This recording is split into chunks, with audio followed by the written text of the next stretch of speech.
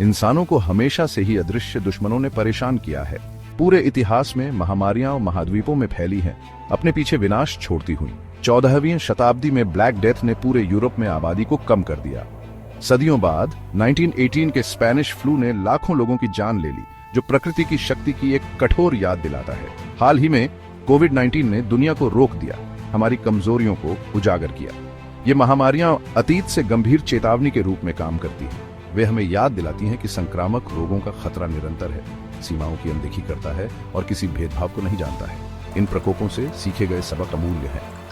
वे सार्वजनिक स्वास्थ्य ढांचे, वैश्विक सहयोग और वैज्ञानिक अनुसंधान के महत्व पर प्रकाश डालते हैं। स्पेनिश फ्लू ने संगरोध उपायों और जन जागरूकता अभियानों के महत्व को रेखांकित किया।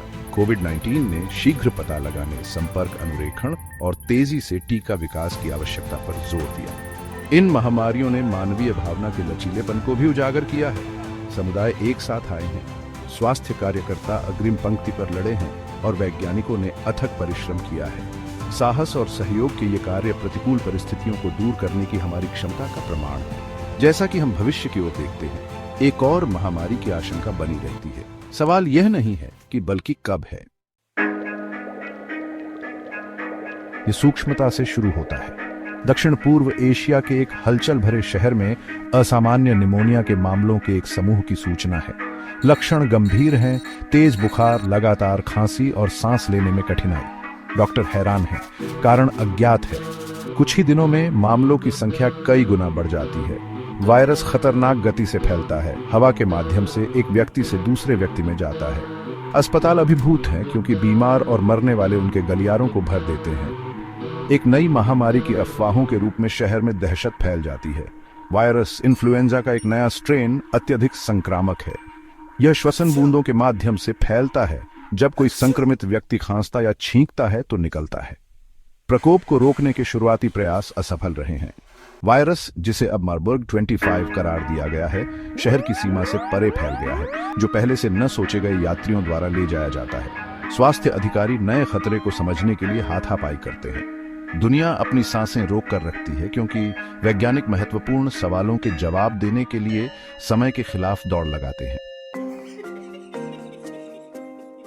मार्बर्ग 25 एक शून्य से नहीं निकला। कई संक्रामक रोगों की तरह इसकी यात्रा जंगल में शुरू हुई। दक्षिण पूर्व एशिया के वर्षावनों के भीतर गहरे जीवन का एक जटिल जाल वायरस से भरा हुआ है। चमगादड़ अपनी अनूठी प्रतिरक्षा प्रणाली के साथ अक्सर इन वायरस के लिए जलाशय के रूप में काम करते हैं। इन जंगली स्थानों में मानव बस्तियों का अतिक्रमण फैलाव के अवसर पैदा करता है। वनों की कटाई मनुष्यों और वन्य जीवों को निकट संपर्क में लाती है। यह निकटता जानवरों से मनुष्यों में वायरस के संचरण को मार्बर्ग 25 के मामले में वायरस संभवतः एक चमगादड़ से एक मध्यवर्ती पशु मेजबान, संभवतः एक सिवेट बिल्ली या एक पैंगोलिन में कूद गया। ये बाजार अक्सर भीड़ भाड़ वाले और गंदे वायरस के लिए एकदम सही प्रजनन स्थल के रूप में काम करते हैं। ऐसे ही एक बाजार में मार्बर्ग 25 ने इंसानों में छलांग लगाई थी।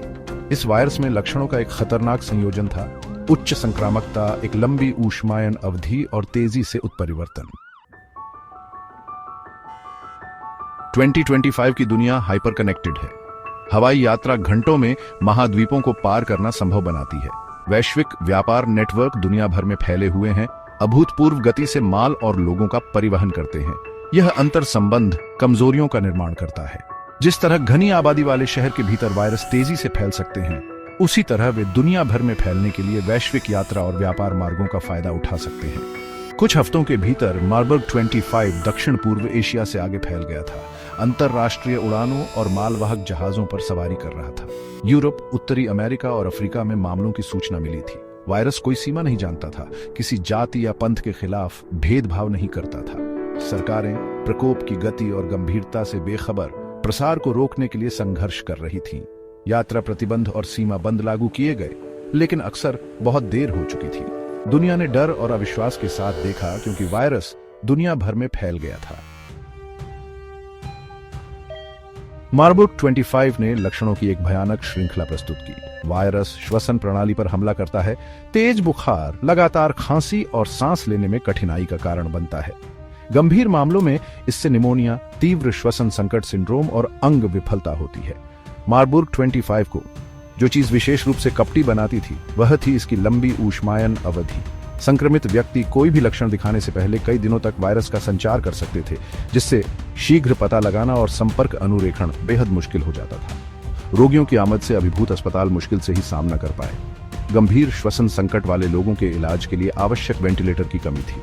महामारी की अग्रिम पंक्ति में स्वास्थ्य कार्यकर्ता दूसरों की जान बचाने के लिए अपनी जान जोखिम में डालकर अथक परिश्रम कर रहे थे। खाली सड़कें, जो कभी गतिविधियों से भरी रहती थीं, अब अदृश्य दुश्मन की भयानक याद दिलाती हैं। स्कूल और व्यवसाय बंद हो गए। वायरस के प्रसार को धीमा करने के लिए उनके दरवाजे बंद कर दिए गए। भय और अनिश्चितता नया मानदंड बन गया। जैसे जैसे महामारी ने अपनी पकड़ मजबूत की, दुनिया ने वैज्ञानिक समुदाय से जवाब मांगे। 24 घंटे काम करने वाले वैज्ञानिकों ने वायरस को समझने और उसका मुकाबला करने के लिए उपकरण विकसित करने पर अपने प्रयासों को केंद्रित किया। अनुसंधान प्रयोगशालाएं मार्बर्ग 25 के खिलाफ लड़ाई में युद्ध का मैदान बन गई। महामारी विज्ञानी ने वायरस के प्रसार को ट्रैक करने, उसके प्रक्षेप वक्र की मैपिंग करने और हॉटस्पॉट की पहचान करने के लिए अथक प्रयास किया। वायरोलॉजिस्ट ने वायरस के आनुवंशिक मेकअप में प्रवेश किया, उन कमजोरियों की तलाश की जिनका फायदा उठाया जा सके। चिकित्सकों ने मौजूदा एंटीवायरल दवाओं का परीक्षण करने और नए चिकित्सीय दृष्टिकोणों की खोज करने के लिए प्रभावी उपचार विकसित करने के लिए काम किया।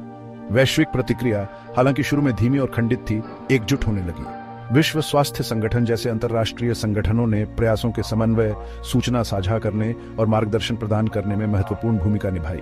सरकारों ने सख्त सार्वजनिक स्वास्थ्य उपायों को लागू किया, जिसमें लॉकडाउन, यात्रा प्रतिबंध और मास्क जनादेश शामिल हैं। टीके का विकास सर्वोच्च प्राथमिकता बन गया। दुनिया भर के वैज्ञानिकों ने डेटा और विशेषज्ञता साझा करते हुए अभूतपूर्व पैमाने पर सहयोग किया। मार्बर्ग 25 महामारी के सामाजिक और आर्थिक प्रभाव गंभीर थे। लॉकडाउन, जबकि वायरस के प्रसार को धीमा करने के लिए आवश्यक है, शहरों को रोक दिया। व्यवसाय बंद हो गए, आपूर्ति श्रृंखलाएं बाधित हुईं और बेरोजगारी बढ़ी। वैश्विक अर्थव्यवस्था पहले से ही नाजुक पतन के कगार पर थी। महामारी ने मौजूदा असमानताओं को उजागर किया और उन्हें बढ़ा दिया। स्वास्थ्य सेवा तक पहुंच, जो पहले से ही दुनिया के कई हिस्सों में असमान है, और भी अधिक हो गई है। हाशिए पर रहने वाले समुदाय, जो अक्सर वायरस से असमान रूप से प्रभावित होते हैं, को परीक्षण, उपचार और आर्थिक राहत के लिए प्रणालीगत बाधाओं का सामना करना पड़ा। मानसिक स्वास्थ्य पर महामारी का प्रभाव उतना ही विनाशकारी था। सामाजिक अलगाव, संक्रमण का डर और प्रियजनों का नुकसान ने भारी नुकसान उठाया। चिंता, अवसाद और मादक द्रव्यों के सेवन की दर आसमानी छू गई। ऐसा लग रहा था कि दुनिया अपनी ही धुरी पर घूम रही है। फिर भी इस तरह की प्रतिकूलता का सामना करने पर भी आशा की किरणें थीं। एक दूसरे का समर्थन करने के लिए समुदाय एक साथ आए। जैसे ही मार्बर्ग 25 महामारी की शुरुआती लहर कम हुई, दुनिया ने तबाही का जायजा लेना शुरू कर दिया। लाखों लोग संक्रमित हुए थे और सैकड़ों हजारों लोगों ने अपनी जान गंवा दी थी। समाज के आर्थिक और सामाजिक ताने बाने की गंभीर परीक्षा हुई थी। फिर भी नुकसान और निराशा के बीच लचीलापन और आशा के संकेत भी थे। महामारी हालांकि दुखद थी, ने हमारी साझा मानवता की एक कठोर याद दिलाने का काम किया था। इसने वैज्ञानिक अनुसंधान, वैश्विक सहयोग और सार्वजनिक स्वास्थ्य बुनियादी ढांचे की महत्वपूर्ण भूमिका के महत्व पर प्रकाश डाला था। टीकों का तेजी से विकास, मानव सरलता और सहयोग का प्रमाण आशा की एक किरण प्रदान करता है। जैसे ही दुनिया भर में टीकाकरण अभियान शुरू किए गए, मामले की संख्या में गिरावट शुरू हुई और सतर्क आशावाद की भावना लौट आई। महामारी ने मानवता को अपनी कमजोरियों का सामना करने के लिए मजबूर किया था, लेकिन नवाचार, करुणा और सामूहिक कार्रवाई के लिए हमारी क्षमता का भी खुलासा किया था। मार्बर्ग 25 महामारी हालांकि काल्पनिक है, भविष्य से एक गंभीर चेतावनी के रूप में कार्य करती है। यह हमें याद दिलाता है कि उभरती हुई संक्रामक बीमारियों का खतरा वास्तविक और हमेशा मौजूद है।